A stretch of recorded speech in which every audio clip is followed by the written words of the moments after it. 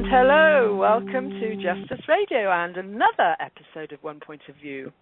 For a change, we are here broadcasting in the morning. It's light. Normally we're in the dark. It's only 11 o'clock in the morning in eastern United States. It's Wednesday the 30th of July, and goodness me, it's almost August. I can't believe it. This is Jolly Jerry, and as always, I am here with my beautiful soul sister, Sheila. Hey, Sheila. Good morning, Jolly Jerry. Yes, it is really lovely to be broadcasting in the daylight. I'm looking out at the wonderful sunshine, nice breeze with the trees. That rhymes. There you go. Yeah, one of your poems. Yeah, we're having actually a very nice cool period, which is unusual for New York in July. It's like September weather at the moment, but it's gorgeous. So good time to be out and about. So I'll be getting out later. Yes, me too. Yeah, I bet. Yeah, it's nothing better than connecting with dear, beloved Mother Earth. So, well, today we have a guest who's actually living in Crete, hence our unusual time for broadcasting, because I think it's like, 6 o'clock in the evening there. So, Mary Morison has been studying how the Hermetic mysteries spread from Egypt through Greece and into Europe, being hidden in plain sight. Until the present day, definitely I think he's uncovered some very interesting things. So he's written a book, Time Sphere, and it's got a very interesting theme. The story connects a teenage Egyptian princess from 5,000 years ago with a young English boy living in present time. Now, this is one thing I'm getting my head around is time, the time thing. Definitely something peculiar going on with the time here to be able to do this with these two characters from different time zones, frames, whatever, or dimensions, I don't know. This is what you guys are going to teach me. So, without further ado, because I haven't a clue what I'm talking about when it comes to time, I will hand the conversation over to those time experts. Welcome, Murray, and thanks for joining us. And Sheila, you're the time traveler here, so let's get the conversation going. Hi, Murray. Hi, Mary. Yeah, hi, Murray. Sheila. Yeah, hi. So welcome to Just Us Radio. You're a first-timer here, so that's brilliant. So it's evening there now, and you said it's really hot there today. It's very hot today. It's normally here it's probably the temperature. I'm going to have to go back into centigrade to think about it. Oh no, I only understand Fahrenheit. All right. Well, it's normally I suppose in the high 80s, but it's gone up into the mid 90s today, and which is very pleasant. But the cicadas outside are very excited, so they are trilling away to their heart's content. I know, they make a terrific noise sometimes, don't they? Just a few of them, they go crazy. Yeah, absolutely. So, if I want to go back to the beginning, because you were actually born in Sussex, UK, so there's three of us ex-Brits here, which is always lovely.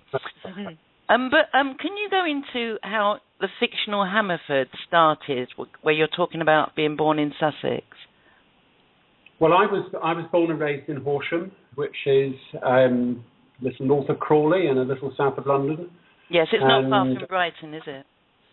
No, that's right. And I went to university at Sussex University. I did my MA there, and so I got to know Sussex really well, being raised in Horsham and then spending a year down in Brighton. But it wasn't really till I left Sussex that I realised how beautiful a county it was. Because when you're raised somewhere, you don't realise that place is actually, one of God's nicer corners of the earth.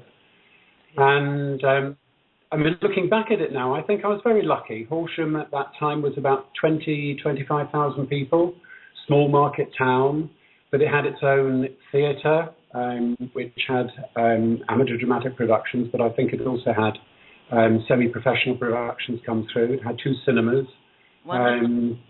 We didn't have a great range of restaurants then, I don't think, but they had a beautiful park. And as my dad used to say, you can walk 5 minutes in any direction and you're in the countryside. Yes, so wonderful. So it was a great place to be brought up, actually. Mm-hmm. Yeah, there's lots of lovely places around there. And the lanes in Brighton, I love just wandering through the lanes there with all the antiques and everything. I love things like that. So they're quite magical. They are magical, yes. You can pick up all sorts of little things from all over the place. So can you go into the fictional Hammerford? All right, well, I needed a place to set the story. And it's easier as an author, as I've discovered when trying to write about things entirely made up. It's easier to write about things where you've got some experience you can draw on. So I thought rather than in creating an entirely fictitious town, I would take Horsham and use it as a basis. But the Horsham I'm using, of course, is the Horsham of my memories from the 1950s and 60s. And I called it Hammerford because some distance outside of Horsham, and I can't now tell you in which direction, but some distance outside of Horsham, when I used to go cycle rides with the family, we would go past some very significant lakes, and they were called the Hammer Ponds. And they were where the Romans used to do their smelting, so they needed a lot of water, and they had, there must have been ironworks there of some sort. So I thought rather than using the name Horsham itself, I would call it Hammerford, based on this relationship to the Hammer Ponds. And then I would use certain elements. So the park in Horsham plays, as it was then, it's changed a lot now, but as it was then, plays a significant part in the story. There was a tunnel underneath North Street, which ran up from where we lived up towards where I went to school at the station, and then where I went to school. And the Carfax, there are only two towns in England have a Carfax. Horsham is one and Oxford is the other, and the museum and so on. And it gave me some anchor points. And the sequences set in the school, some of them are based very closely on what happened, even some of the weirder things. They're based on things I observed when I was there, and then I've folded them into the story. It's wonderful to be able to look back on memories. I'm just starting to write some blogs about my memories from childhood, and it's amazing how things come up and how you look back and realise how profound things are that you don't realise till later on when you look back and start really going through your stories. There's something special about Hammerford Park as well. There's the bandstand. Well, that's right. The bandstand, the way the story opens is a stranger comes to the door. Rhory's upstairs sitting on his bed. He's 13. His cat is attacking his toes in the way that cats do. He's not getting on with his homework in the way that 13-year-olds do. And, of course, the doorbell rings. And he's convinced his sister will get it or his mother will get it. And mother is out and sister's listening to music. So he goes down. And there at the door is a man who is dressed a little bit like Charlie Chaplin and slightly strange with white gloves on and a sort of puckish expression, who wants the owners of the house to sign a petition to save the bandstand. And this character, I brought him in. He only appears right at the beginning and right at the end. And he represents Mercury, he represents Hermes, he represents Thoth, he represents the trickster god, messenger of the gods, the one who starts the story going.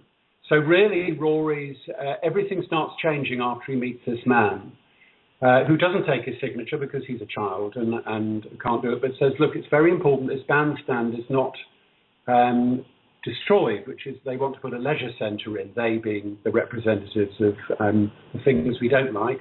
And so Rhory then hears about this, and then the bandstand features later on in the story 2 or 3 times before he starts getting some rather strange experiences relating to it. It's wonderful because 13, going through adolescence, is a time when things often happen. A lot of things happened to me when I was going through that time period. So it's amazing that you've brought all that in. Everything seems to fit together to me. And to bring in this little character like Charlie Chaplin is, you know, as you're talking, it actually drawing me into the book straight away when you're talking about it. There's something very magical and mystical and about childhood and invisible friends and all sorts of things coming into it just as you speak. Well, when the idea had first come, before it really had form, I started thinking about some things that had happened, my actual personal experiences, and probably ones that the two of you have shared. Because I don't know if it's universal, but it's certainly not uncommon. I had, up until about the age of 13, would have some flying dreams, but they would be unbelievably vivid, flying over landscapes that were, you know, as real as if I was flying over in a glider. which is why I've always wanted to do gliding, though I never have. And I would wake up from those dreams feeling quite sad that the dream had gone. And I also had dreams, and I was going to use this in the book, and then in the end I didn't, where I would wake up in my bedroom and the window would always been a tiny bit open, and I would squeeze out of this tiny gap through the window, which I think in terms of the subtle bodies, I think was probably going into some form of astral projection. And then again, I would fly around over the garden and then beyond. And it would be real and not real at the same time. It was very vivid. Yes. And when I was returning, I would have as I came back, as it were, out of the dream and waking up, I would then could feel real jab of pain just before I sort of came into my body again. And if I'd been asked at the time, I'd say, well, it's just a dream. But looking back on it now, I've never had experiences quite like that as an adult.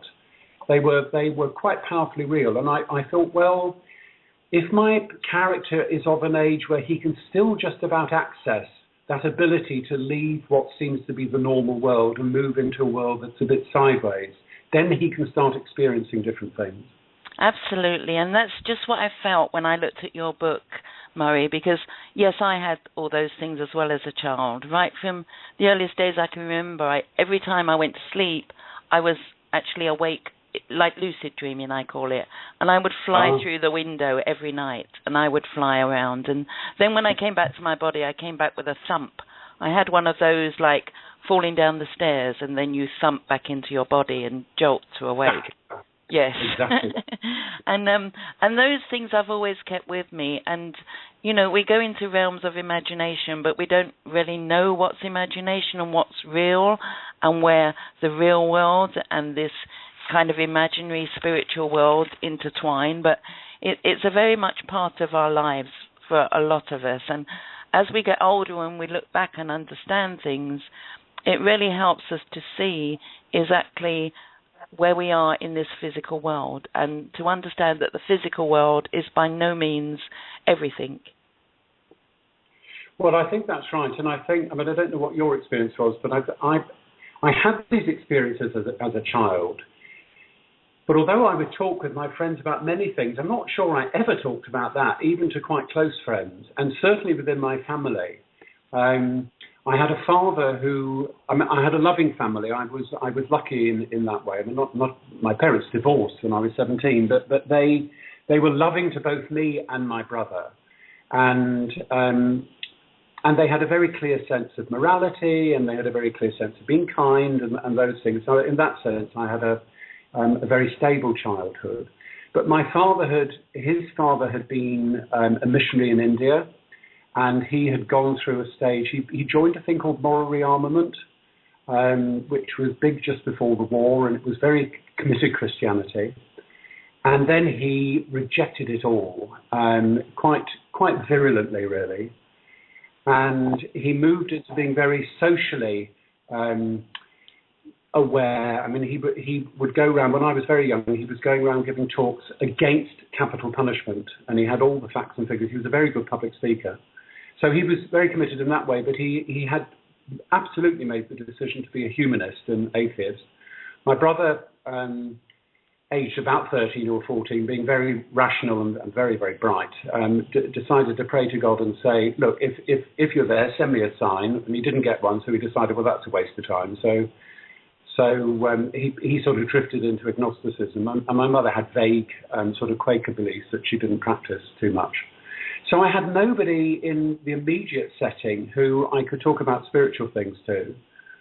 And there was a lot of religion in the family because I had two vicars as uncles. Wow. And I can remember one of my cousins saying to me, oh, you'll go to hell, Murray. And I was going, why? Oh, you've not been baptised. Oh, and I knew it was wrong. I absolutely knew inside myself that was complete rubbish, because I just knew. I knew that there was a God, and I knew that God was good in some fundamental way, and that wouldn't happen, because it would be entirely unfair. Yes, that's just how many of us are now, Murray. It's just amazing. I mean, I've written a few blogs now, I think about 4 chapters, about growing up in the world alone, And although people around me were loving, and I had 6 sisters and a brother, I was the only one who experienced so many things in another realm. And I couldn't talk to anybody about it at all. I would just pretended it wasn't there. When I did say something, people just thought I was crazy and I was making it up. So that's it's just amazing. So many people feel like that. I'm going to let Jerry come in for a minute and talk about her feelings of growing up and about her religious aspects and about God. Yeah, well, I was one of those kids that I knew things, but I did not have the experiences you two mentioned spiritually. But I knew the God thing was, the religious God thing was a load of rubbish right from the beginning. I hated going to church. We were all forced to go to church. And I had 3 older siblings, and each one of them, when they got to the, obviously a biggest sister started and said, I don't want to go to church, and I think 16 was the age, and I was the last one that had to keep going to church. And I hated it, and I knew something wasn't right. There was something wrong about worshipping this God that looked like an old man on a cloud, because that's how it was portrayed. And I just had knowings that, and I even actually as I got older, I even said to myself, I don't think I even actually managed to bravely verbalize it, but I said, what if the Bible is the biggest con in the history of humanity? I was suspicious of it right from the beginning. So I had knowings, but I didn't have any real information until putting the pieces together more recently. But I walked away completely from religion and from God, and I still have a problem with the God word, because I don't believe there's a God. I know there's a creator, that we're all equal and we're all creators in our own rights.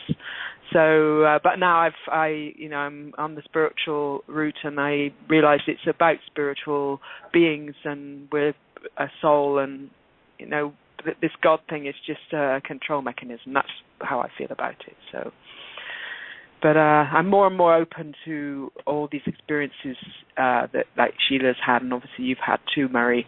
And I wish I could have some of those, but it'll happen in time. I know how things happen and work, but I haven't actually experienced those kind of things, like going out through cracks in windows and things. But I know they happen. I acknowledge all of that. So yeah, that's where I am. So I'll tell you another thing. Carry on. I don't know if you've had this experience, but another one which I again folded into the book is waking up but being unable to move, and that thing of a sense of being there, and then there being a presence in the room, and being desperate to be able to move. And I wouldn't say it's a particularly spiritual experience. And again, I don't know if it's a universal experience with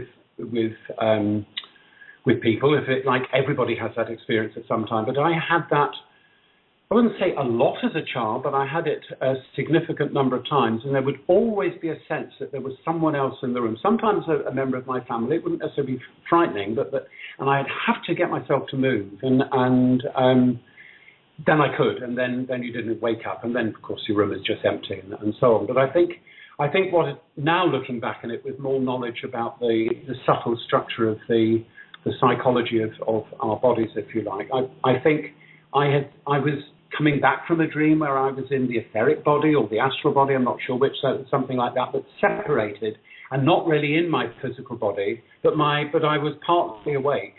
And that's a fairly uncomfortable thing, but it's not, again, something that I could ever talk about with anybody. I don't think, again, I ever mentioned that to friends or anything. That's actually quite common phenomena, Murray. It's called sleep paralysis. That's the common word for it. Although I disagree with the terms, because you're not actually asleep. I experienced it several times growing up as well, where I feel that I was coming back from an astral sleep, and I couldn't, although I could move my eyes, I couldn't move anything else, and I felt like my spiritual body, if you like, that had lucid dreams, wasn't quite back in my body. I've also had experiences of that before I went to sleep. As soon as my head hit the pillow, on one particular instance, I had sleep paralysis instantly, and there were beings in my room, yes, and you can't move. That is quite a common theme, and something that I'm studying ongoing more and more because of my experiences with it, but it is quite common. But I do disagree with the word sleep paralysis, because you're not asleep at all.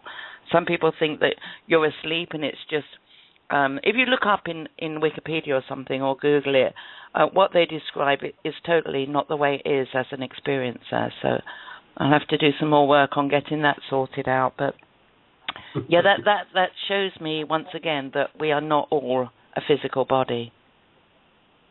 Well, I think that's the thing, and I think for the three of us in growing up with a sense of there's more. Jerry was saying about she didn't want to the church, and I certainly by about the age of 14 I didn't want to go to church anymore, but I still knew there was something more.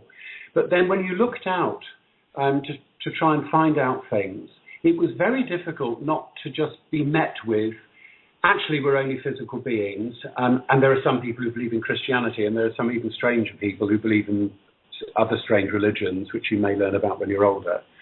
And it gave a person like me, and I suspect you, Sheila, a sense of slight unreality, because I knew these things had a reality, but I couldn't find anybody who experienced quite what I did. And it set me on probably before I was 30, probably when I was 11 or 12, I would think. My dad used to do, he was a very talented artist, amongst other things, and he did book illustrations.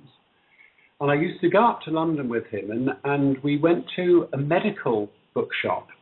It was called Lewis's Medical Bookshop in Goode Street, and he had access to that. And therefore, I had access to some very strange books.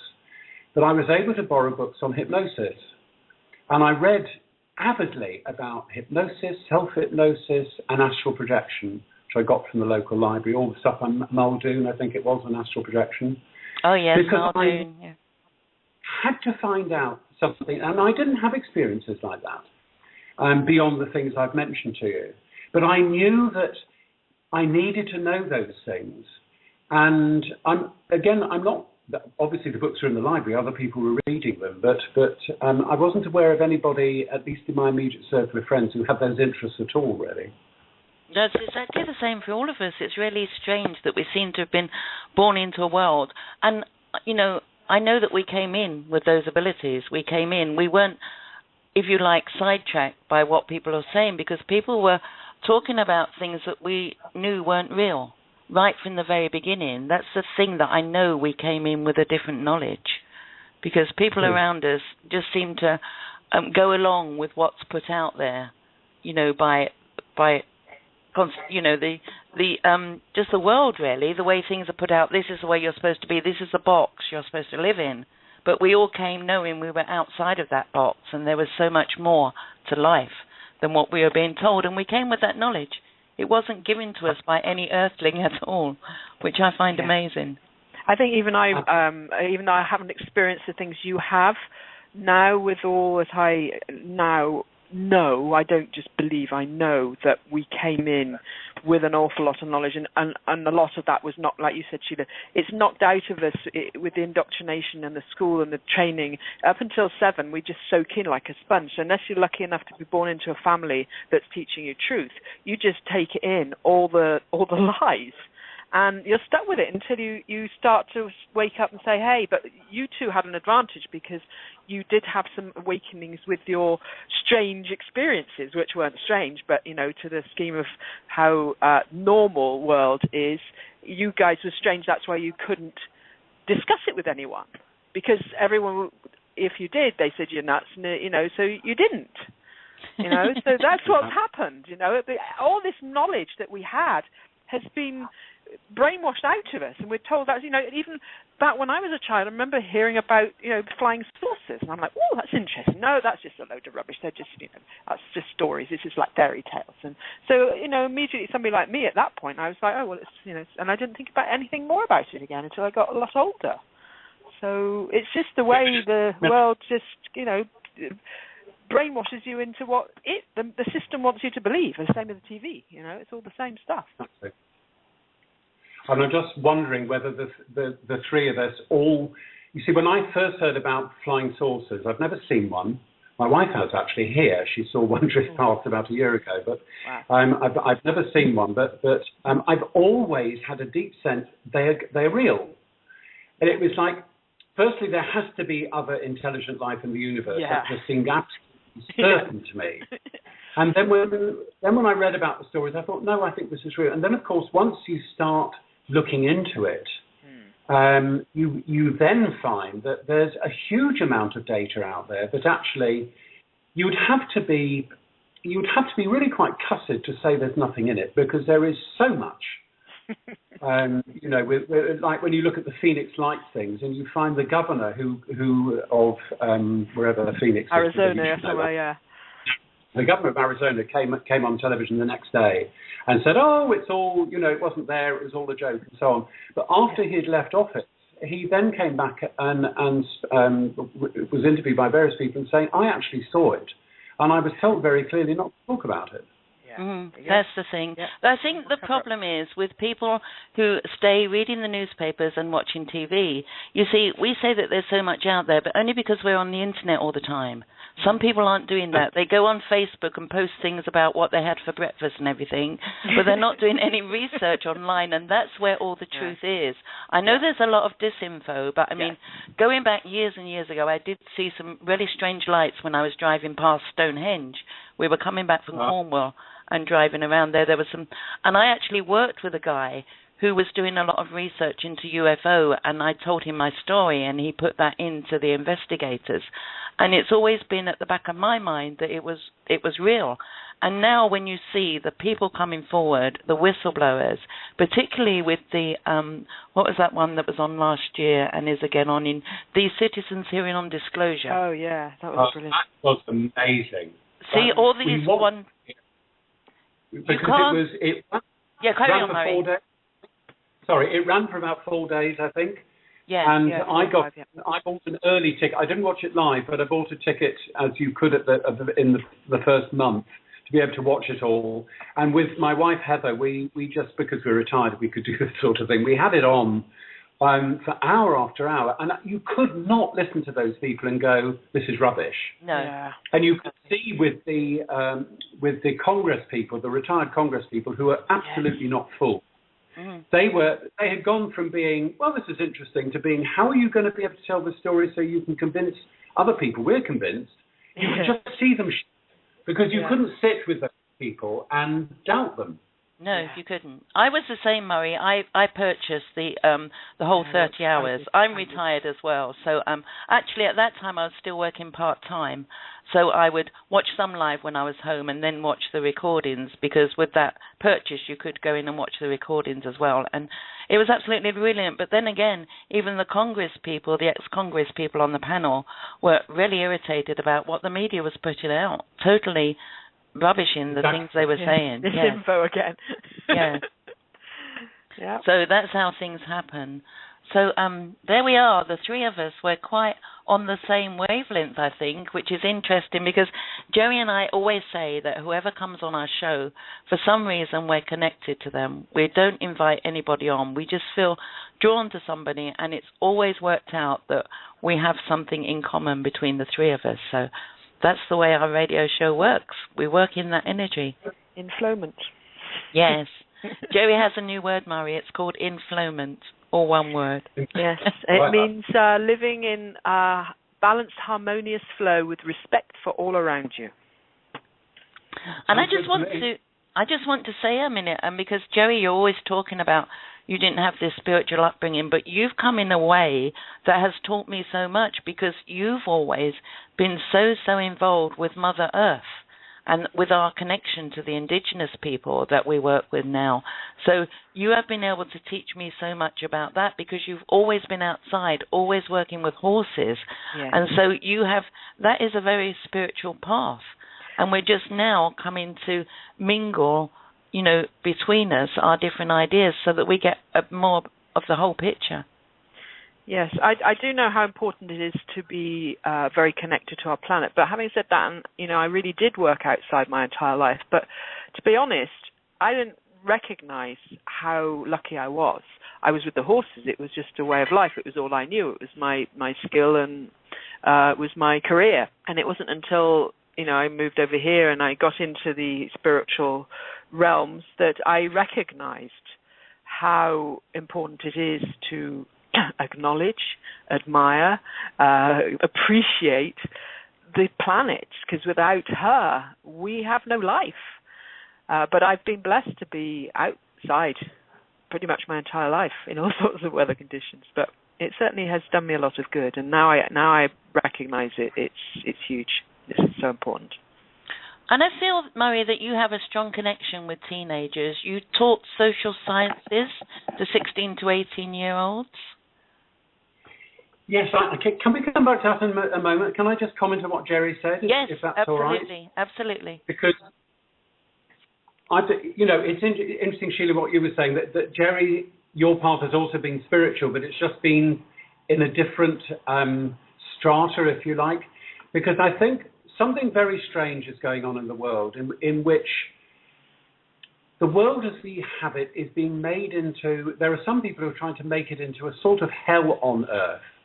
And one of the ways of doing that is completely disrespecting the natural sphere. So we don't steward it, we rape it, in every meaning of that word.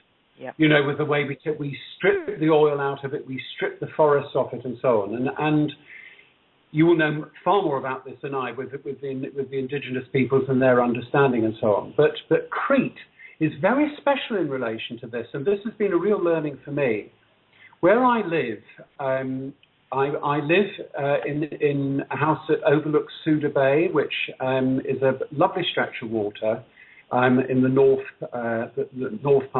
northwest part of Crete, and I look across to the opposite shore, and over there's a little hotel called Akrimios.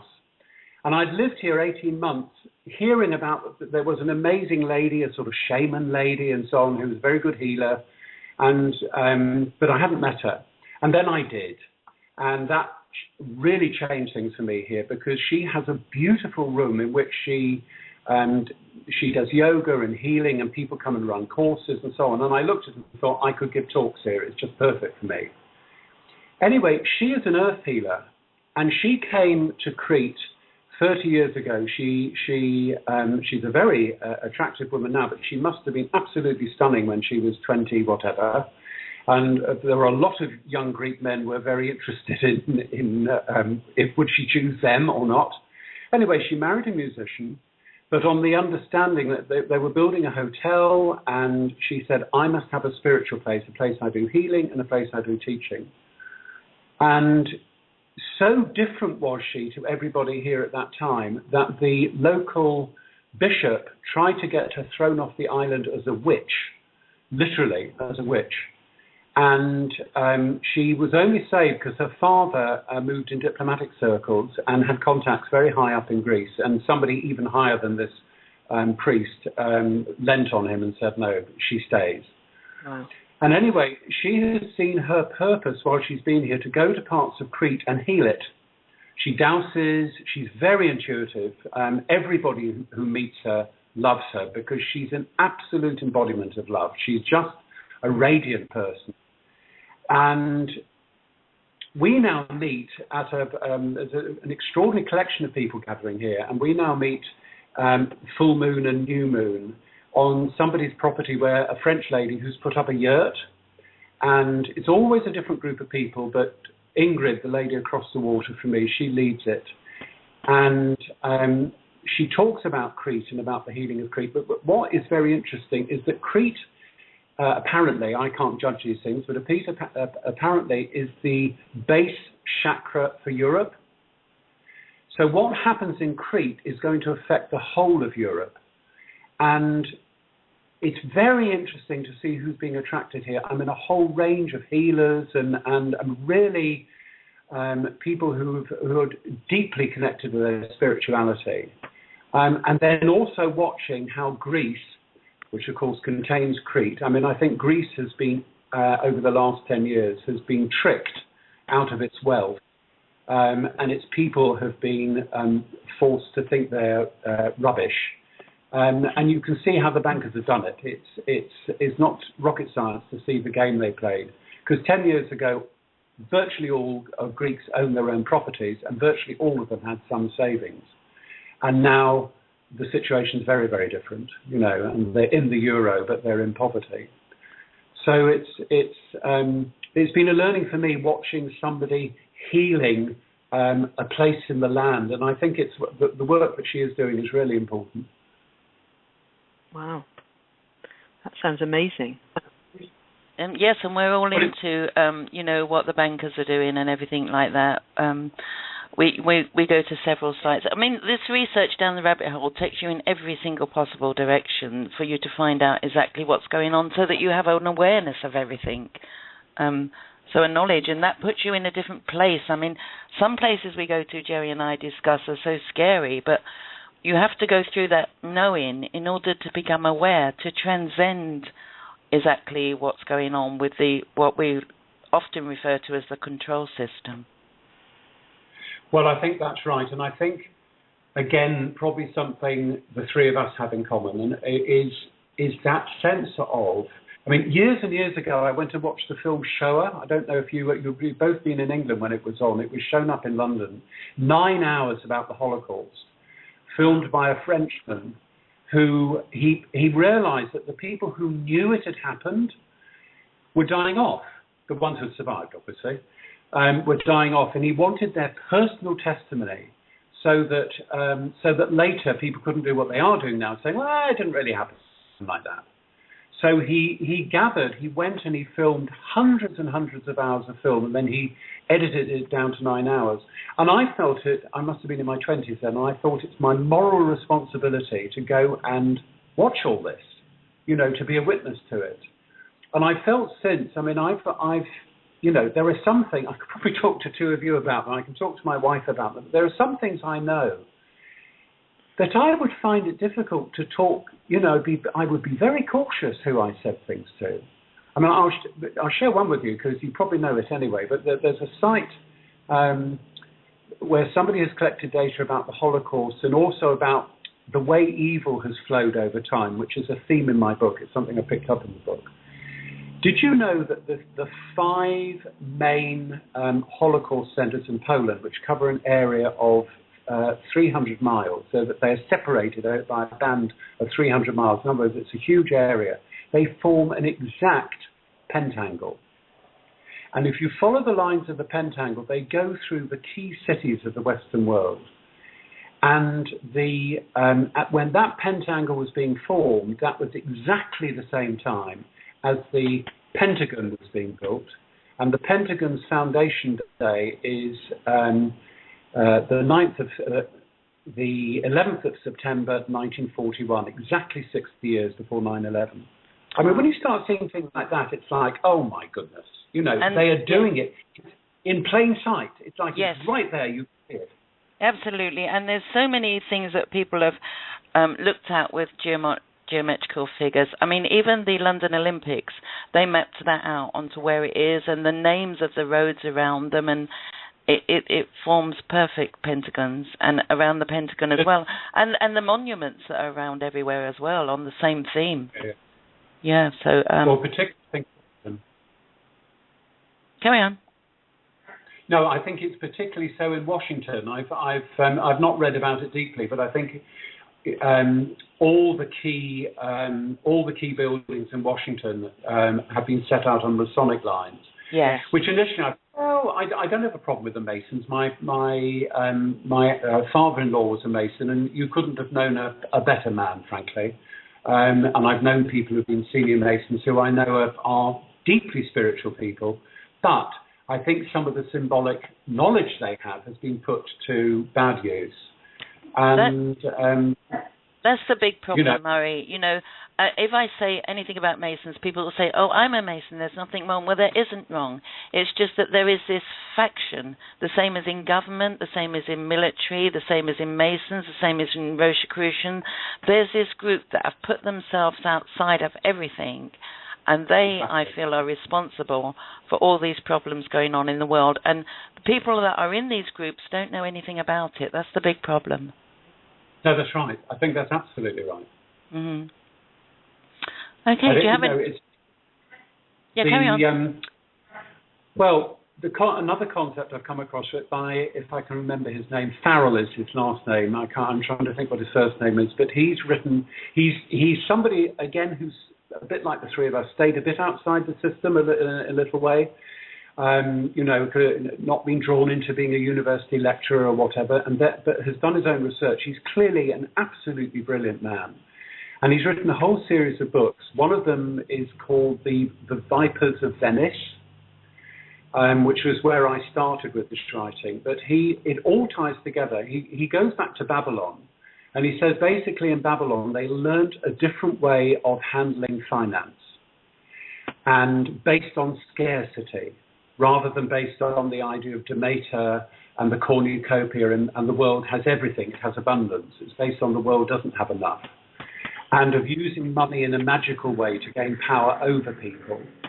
And you can follow, because when the Roman Empire spread, a lot of slaves were taken in from Babylon and brought back to Rome. When they received their freedom, when their owner died, they very often received manumission, and they were freed. And then they became citizens, maybe not full Roman citizens, but they became freemen at least, and influential in handling finance. And you can plot a line directly from them to the Venetians, and from the Venetians and their approach to finance, you can go to the Vatican. And then from the Vatican, and this is all very uncomfortable, but there seem to be links with Nazi Germany, and from Nazi Germany, Operation Paperclip, and the people taken into America for the knowledge they held.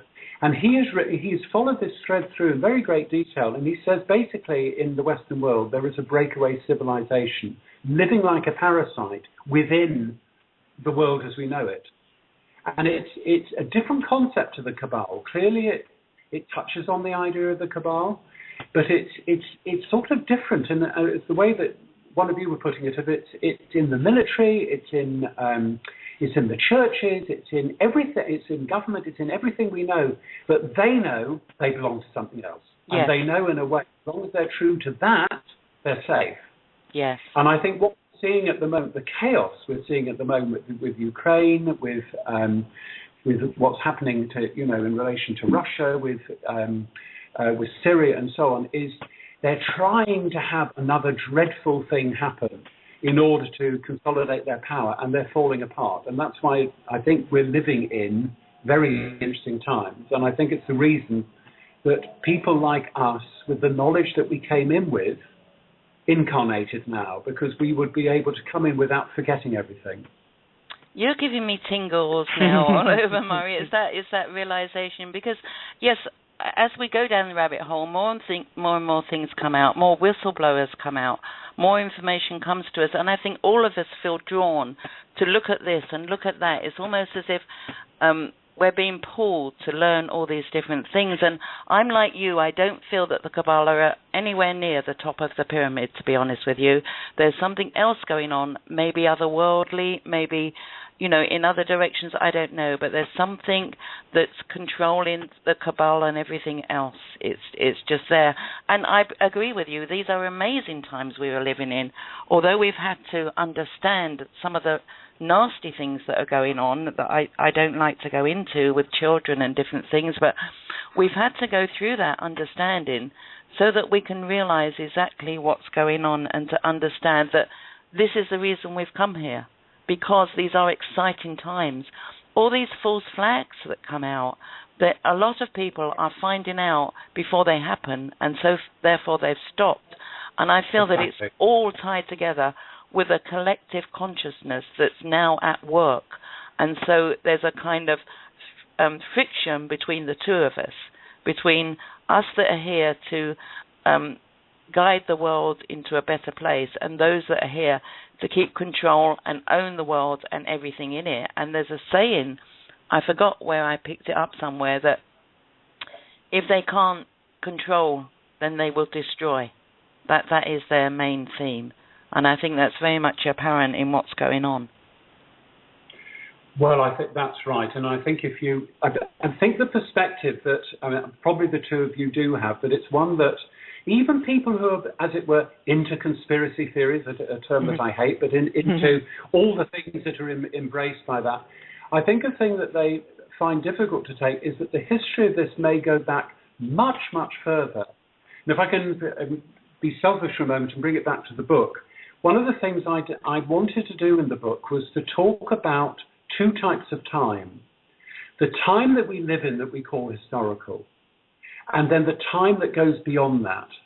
So the time we live in that is historical is the time about which we can say certain things with a degree of certainty. Like we can say there was an Egyptian civilization. We may disagree about, you know, the who was Pharaoh and you know, what knowledge they had and were the pyramids, you know, how were the pyramids built and so on. But nobody says there weren't any Egyptians. That never happened. So you can go back as far as the Egyptians. You can't go back as far as Atlantis, because you start talking about Atlantis and then people will say it's a fiction or it never happened at all or it's a very interesting myth or whatever. And you move into a different type of time, which is where it's not possible to establish consensus. And you see somebody like Graham Hancock, who was kind enough to endorse my book, because he was kind enough to do it. But I mean, he got his fingers very burnt when he did. Do you remember that Channel 4 series where he about 20 years ago, he was trying to demonstrate that there was a great uniting civilization across the world at about 9,500 BC, and the degree of attack that he invited to himself when he talked about those things was extraordinary, really. It wasn't that I was saying, wow, that's really interesting, let's look at what might be true and where we might improve on that knowledge. It was like, this cannot be true. Mm.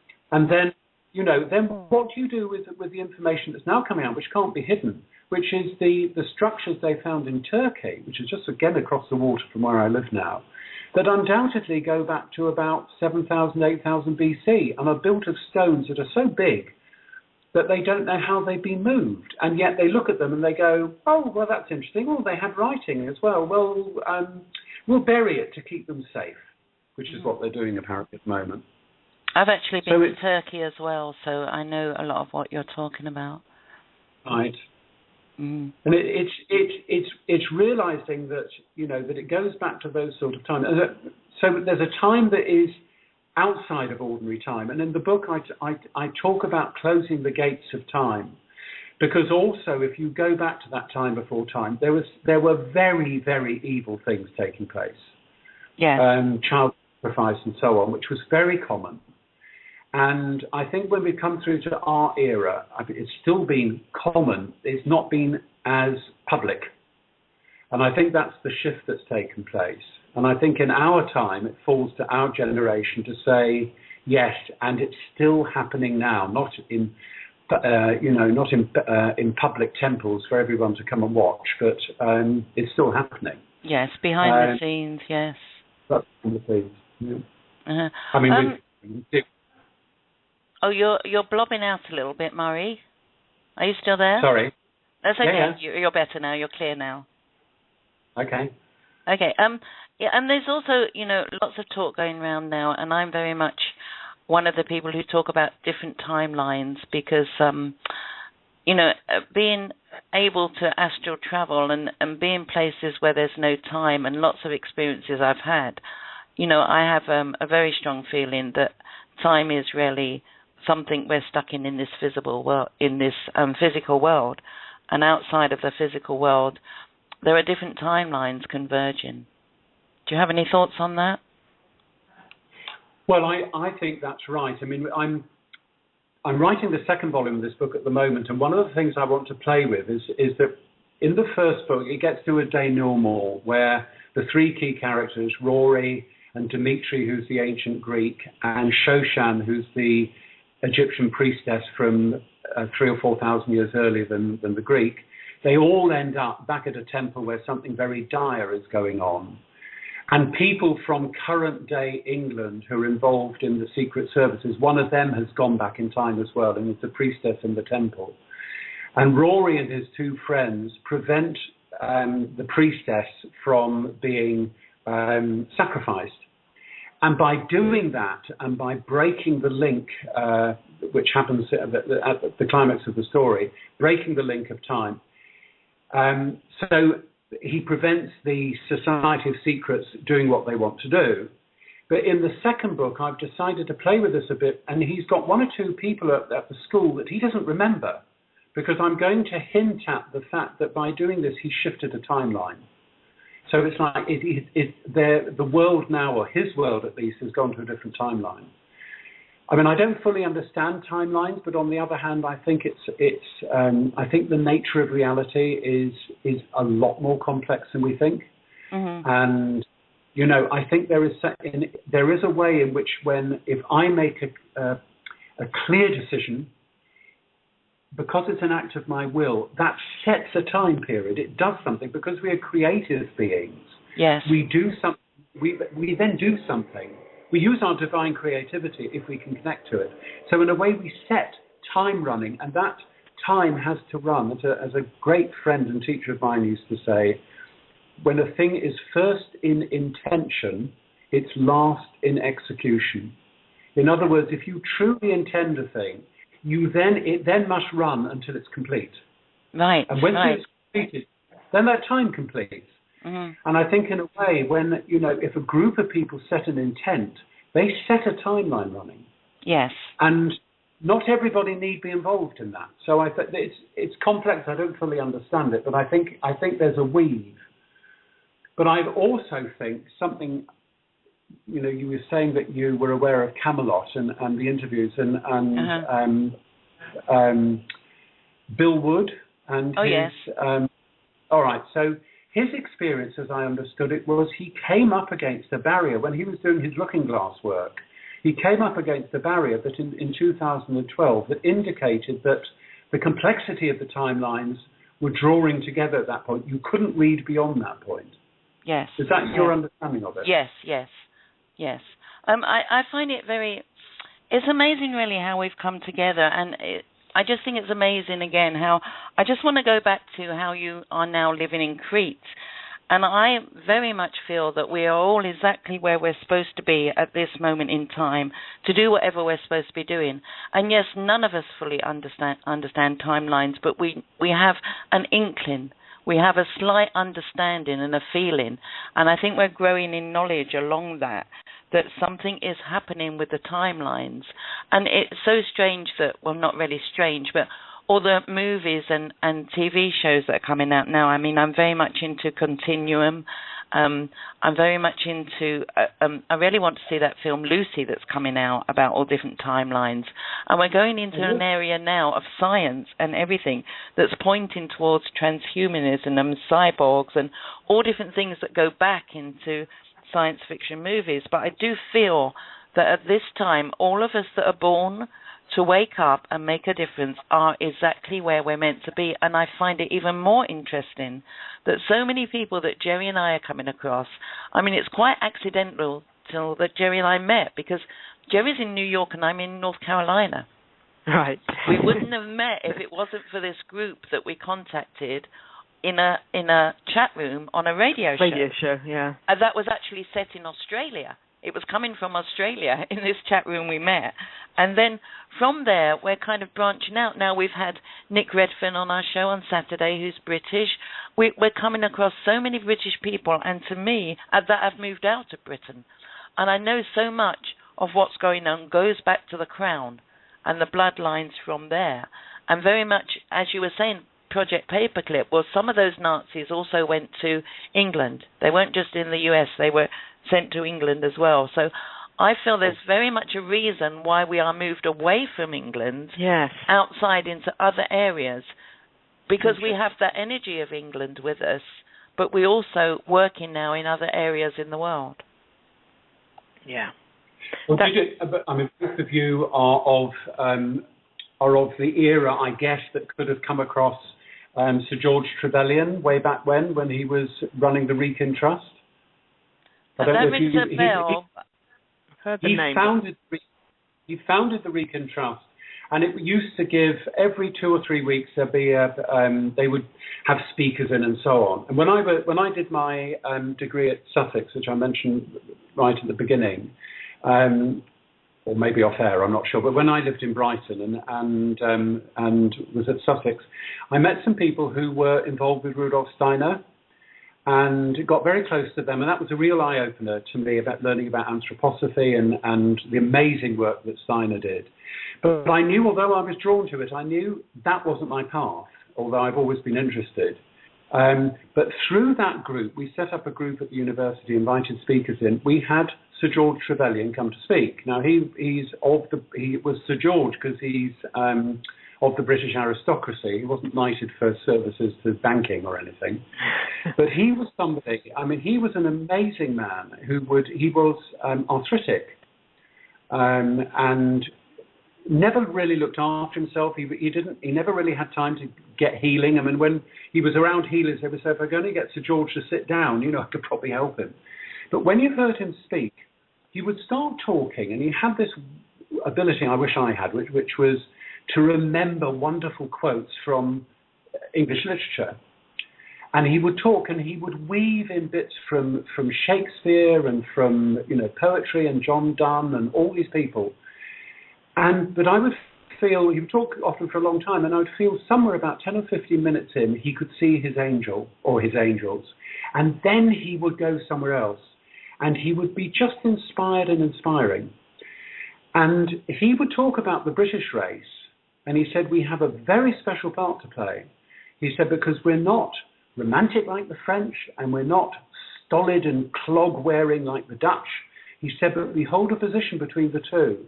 We can dance and we can be earthed. And we hold this position of balance as British people. And I think what he was seeing was the incredible positivity about what it is to have been raised in Scotland, Wales, England. Ireland, I think, is a different case because I think they have a different gift. But we have something important, but I totally agree with you. My spiritual training, my spiritual group, where I've been received most of everything that I know from, is based in England. It's based in southern England, and I have wonderful friends there. And I totally agree. I know for sure I need to be here in Crete. Yeah, it's amazing. Because it gives me a freedom. And it's strange as well, because although we were all in England, Jerry moved to Ireland and I moved to Scotland. And so I've always felt that there was a connection. And I feel a really strong connection to the Celts as well. And I feel that energy. I feel that's why we both had to live in those different places, so that we could, even though we didn't come across them, that we could pick up that energy and bring it here with us. And, it's just amazing the way, because I think England as well, we're very much a no-nonsense people. We're very much, they call us the stiff upper lip. Yeah, we don't get into the drama. Yeah, we don't take any crap from anybody. That's the name that we have, and I think that's right. I think that's exactly right. And I think we therefore spiritually have a very important part to play. Yes. But equally, you were saying about the Crown and, the City of London and all, and there's some very dark things in England too. Yes, yeah. I was born just outside London, and I spent many of my days in London. I worked there for some years, and then, I love London, but I also understand, what's going on there. But there's a very much cross-section of beautiful places in London, like Hyde Park, and beautiful places. But then you've got all these monuments everywhere, and all these buildings, and all this, the financial district in particular. And the Tower of London, and all the awful things. There's such a cross-section of, I think, really everything you could ever imagine is in London. Really, every kind of energy. So that's really strange. And as well, like in Brighton way, there's a lot down that way as well. I've actually got a sister who lives just outside Brighton. She lives in a little place not far from Horsham, actually. It'll come to my mind in a minute. But anyway, so I've spent a lot of time in Brighton as well. So there's energy all over the place that we carry with us, I feel. I think Brighton has a particularly lovely energy. It just is my mother lived in, as anyone who lives in Brighton knows, you live in Hove, actually. So she lived in Hove, actually. Oh, yeah, I know Hove, too. And I always loved going down there and walking down to the sea, because there's something really quite special about Brighton. There is, and it has no beach, really. It's all pebbles. There's no sand. And people say, well, that's not really a beach, but it is a wonderful energy there. And amazing buildings. There's that big, Taj Mahal building there as well. That's right. I forget what it's called. Oh, God, what is it called? It was built by the Prince of Wales when he was, before he became king, when he was sort of out of control, really. But that's where he took his mistresses. And what a strange building for him to build. It looks like something out of India. Yes. Yeah, exactly. And, you know, all the what do you call it, the obelisks. I mean, there's one in the Needle. There's one in London, near the financial district. There's one outside the Washington. There's one in Central Park that were all supposedly taken from Egypt. Well, Cleopatra's Needle, of course. Yeah, that's one I'm talking about, yes. Yeah, there are others, you see. There's another one in Hyde Park, because I used to work in Bishopsbridge Road, and I used to walk down to Hyde Park to have sandwiches, and there's one, it's called Speke's Needle, S-P-E-K-E, but after an explorer. So there's one there, and I think there's another one actually in the City of London, but I may be wrong. Yeah, there is. That's the one I'm talking about. I've seen it on the banks of the Thames, but I think it's up near, I don't know. I know I've seen one somewhere because I've seen it. There's one in the Vatican too, because the Vatican and the City of London and DC are the three hubs of this whole control system. Murray, can I just ask you, just because I'm interested, what sort of year would you have been working in London and walking around Hyde Park? All right, let me think. I would have been, it would have been 1973 or 4 through to 1978 or 9, that period. I lived in West London, in Acton, and I worked for voluntary service overseas on their staff, and was with them for 4 and a bit years. So they were, at that point, they were based in Bishopsbridge Road in Paddington. Yeah, that's the time I was there, Murray. I've worked all over the place, but I was working in London. I worked at the Great Ormond Street Hospital. I worked for financial people right near Hyde Park, and I would wander around Hyde Park and have my lunch. I was always wandering around there, and it was from say 69 to about 70. When was my son born? 72, 68 to 72. Okay. I was wandering around London. I was at university 67 to 70, and then I went to the Philippines for 2 years from 70 to 72, and then went to Brighton. So we didn't sit opposite each other eating sandwiches on Hyde Park. Well, that's just amazing. And then I've spent a lot of time in Brighton as well because my sister moved there. So I just wanted to just look at these coincidences or synchronicities, as we say. We're actually overdue for a break now, so we're going to go for a music break, Murray. And I'm just so loving this conversation.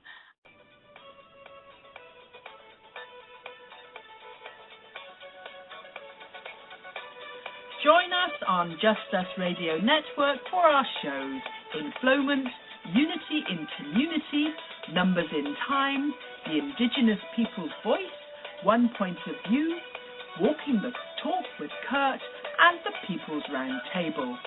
Check out our website for information about upcoming shows.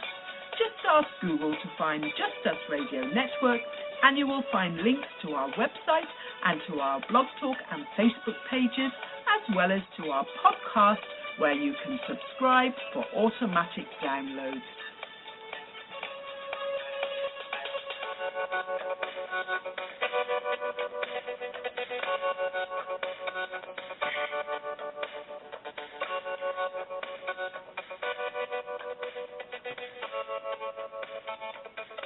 And welcome back. So that was a lovely piece of music you found there, Sheila. Very appropriate. Yes, I like to find my theme music in our shows. You're very good at that, and the intros and all those pictures you do. It's amazing. Murray, Sheila has a really amazing talent, and she puts together the perfect piece of music for the introduction for the YouTube version of the show with a load of pictures completely simultaneously interacting with the music. It's incredible. So thank you. You are a talented star, my sister. And you too. We all are in our own little ways. So we all are, and like you were both saying earlier, we're all here in this moment of now with our own missions and journeys, and it's incredible that we are where we are, and we only have to know that we're in the right place doing the right thing, and let's just keep doing it and enjoying it. So Well, we continue on with a little bit more about the book. I'm actually very fascinated about this story, how, Murray, you've put together these characters. How did you mentioned that the boy character and the village is a little bit of your memories of your childhood. So how did the rest all come about? Well, a lot. I mean, I had the idea, which was to tell a story across time, and I wanted to use 7 children, age 13, who all come to a realization at the same time that they're connected in some way. And I can say to you, I wouldn't spell it out in the book, but in a way they are a soul family, or even 7 aspects of one soul might be the way that we think about it. They are very closely connected. So therefore they can become aware of each other, because if you go above time to where the soul is rooted, if you like, in its higher self, you're outside of time. So therefore everything's happening at the same time. So from that point of view, it seemed to make sense to me that it would be possible for them to all communicate. Where the actual characters came from, I mean, there were various things. One weird thing that means absolutely nothing, but it does amuse me, is when I realised I'm second son to my brother. So I'm brother to my brother, but I'm the second born. But my mother is second born. My father was second born. His father was second born. His mother was second born. Same with my grandparents. And I thought, this is really strange. Interesting. Obviously, it can happen, but it was. So I decided to put that in the story. I don't make much of it, but I decided to put that in the story. So the character is second born to his sister, and the sister is. My brother very kindly read the book. It's not his genre at all, but he did kindly read it and made. I mean, this is when it was in development, and made some very useful comments. And he said he could recognise himself in the older sister Juliet. Because both you being Brits will know what this means. My brother took his 11 plus at 9 and passed.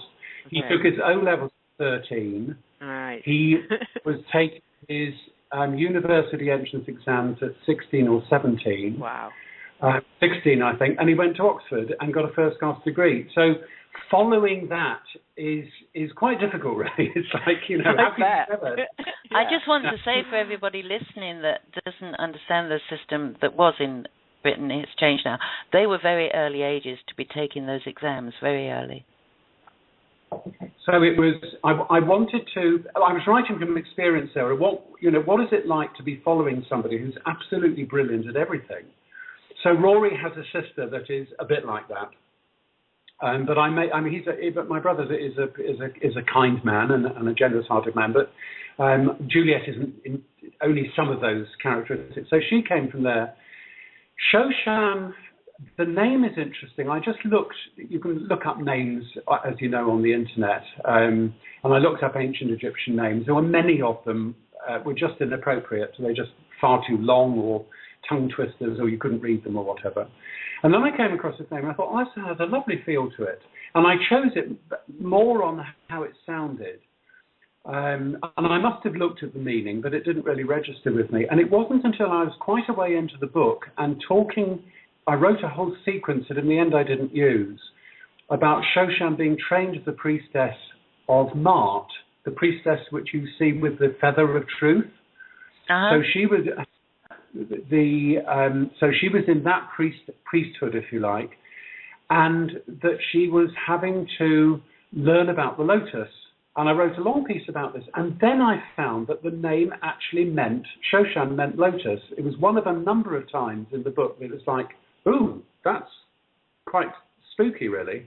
Well, it just shows that you're writing a lot from inspiration as well. Yes, and most of my ideas, I played around with things for about 6 months before I started writing, and then I wrote a sort of rough and ready version, and then things started flowing, and most of my ideas came in the night. About at 2, 3, 4 in the morning, I'd be lying awake, and I'd get ideas coming through. That's really strange, because Jerry knows that I've been putting out a few blogs lately about my experiences, and I'm like, either I'm still up or I wake up, and 3 or 4 o'clock in the morning is my inspirational time. It's when everything comes to me. It's strange. Exactly right. One of the other characters... Sorry? No, you carry on. one of the other characters that I came up with, I wanted a character to represent ancient Egypt. So that was Shoshan. And I wanted a character to represent the time really where the wisdom of Egypt had become... Egypt, as a great friend of mine who thoroughly understood Egypt, said Egypt didn't separate out its knowledge into different categories. They lived a fully spiritual life at the highest levels, because there were degeneration periods in Egypt. But when they were at their highest levels, everything was one celebration of the Godhead and the spirituality of human beings, which is why their monuments are so amazing and so on at the highest level. But it would be very difficult for us to understand the Egyptian religion because it's very mystical. What the Greeks did is they made it understandable, so they turned it into categories.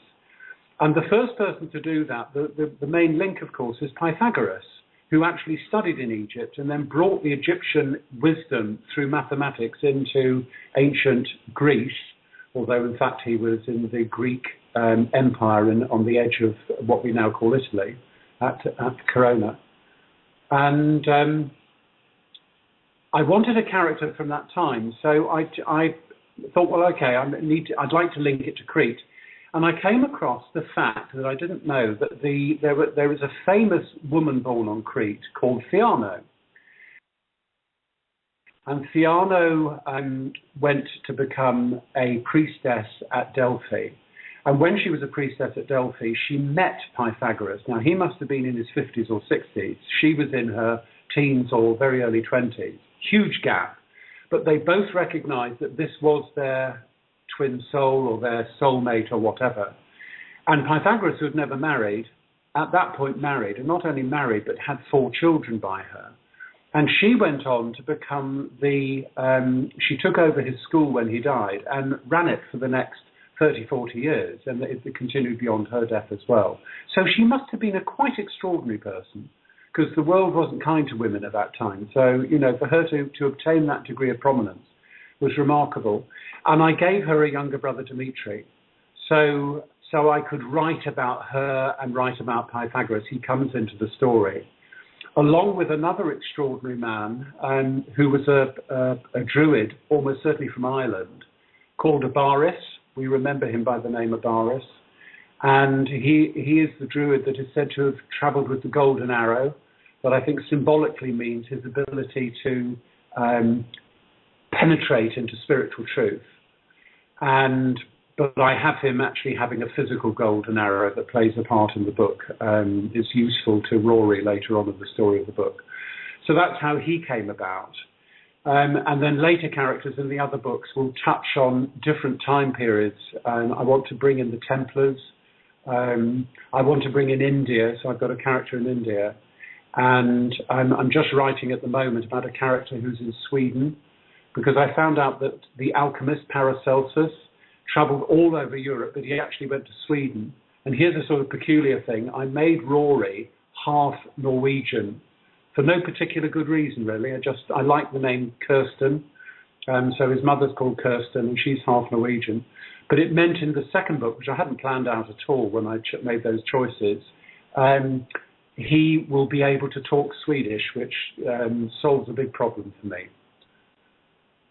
Oh, and then, sorry, another character I'm using is one that I think is very important and not much understood, is Hypatia, who lived in Alexandria. She'll come into the second book.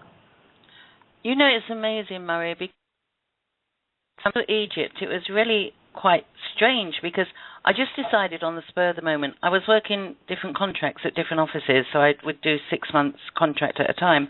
And when I finished, I would usually say, I want to go off somewhere. And I just booked a last-minute flight to Egypt, and I went off by myself. And I'm just thinking, I'll meet people there because they do loads of tours. And as soon as I got off the plane and got onto the coach for the hotel, I bumped into a couple who were actually amateur Egyptologists. They'd been going there for years. And so we teamed up, and we teamed up with other people, and the group of us went around together because they were saying to us, don't go with the tour people because they charge too much. I know who to contact. And it was just amazing. They actually contacted a young guy in Egypt, an Egyptian, who took us by himself all around the tombs, all around the oh my goodness, I'm losing my head now. The South Bank, all around there, and we met some amazing. Sorry. Luxor. Yeah, Luxor. We were staying in Luxor, and so we just go over on the road. The Kings on the West Bank and the Luxor's on the East Bank. That's it. Yeah, that's it. The West Bank. So we'd go, and he lived on the West Bank, and he took us into his house, and we met lots of other people, and then we met some other people. We wanted to go to down the bottom to Aswan, and they took us on a private entourage down to Aswan, and then they took us all the way to Karnak. And then one day we really wanted to go to the pyramids, but they were saying we couldn't because the security had really tight restrictions on that time. There was a lot of bombs going off. And then this guy just said, I'll get some people and take you. And so we actually ended up going on a night train to Egypt, which cost just a couple of bucks. And we were riding around the horses riding around the pyramids on horses at midnight, New Year's Eve, and it was just But what I want to say is there were some really powerful women in Egypt, and the place that I felt so empowered was at Nefertiti's temple. The Dendera, the Temple of Hatshepsut. Yes, Hatshepsut. Yes, that was just amazing, and I brought back a little, one of those pictures they have on that special paper they use, and Iris, yeah. That's it, and a statue of her, because she just meant so much to me. I felt so much power going around there. So there were some really powerful women in Egypt at that time. Well, do you know the story of Joan Grant? Yes, yes. I was just telling Jerry about her the other day. I couldn't believe it. I was wandering around the stores. I was in London. I was wandering around this old books for sale. And I picked up this one. I hadn't been to Egypt at the time. And I picked up this book. It cost me £1. And it was Joan Grant. And when I went to Egypt, I had it with me. And this couple was saying that they were amazed that I picked it up for £1 because she is so famous. Well, my connection with her, I read that she wrote a whole lot of books, but the first one, Winged Pharaoh, is... That's the one I read, yes. Absolutely extraordinary piece of writing. And I know a little bit about how it came about. I have a very close friend who knew her husband very well. He was an absolutely remarkable psychotherapist and very knowledgeable about things. And I think they must have separated towards the end, because I know when I went to Rennes-le-Château, as one does in south of France, when you come across those ideas, I met somebody there who knew her, and she was in an old people's home then, and he said, look, you must go and visit her. Nobody visits her. Anyway, I didn't, which is a great shame. But the story came to her. She was at the Temple of Dendera, and she picked up, or was given or bought, a little scarab beetle in stone. Mm-hmm. And she was back in England, and she held it up to her third eye position, her forehead. And her husband she just started talking. And he scribbled down what she said, because she had done this sort of thing before. And the book came through to her in that way, not in order. It came through. She would hold it to her head. She would speak. He would scribble it down. And then they had to assemble it into a story. So it's the most amazing piece of writing. Yes, it was the Winged Pharaoh that I came across, and I just picked it up. It's just an extraordinary book. Yes. And Dendera is the place that she got that from. So I think you're right. That place in particular had a really powerful atmosphere. Mm-hmm.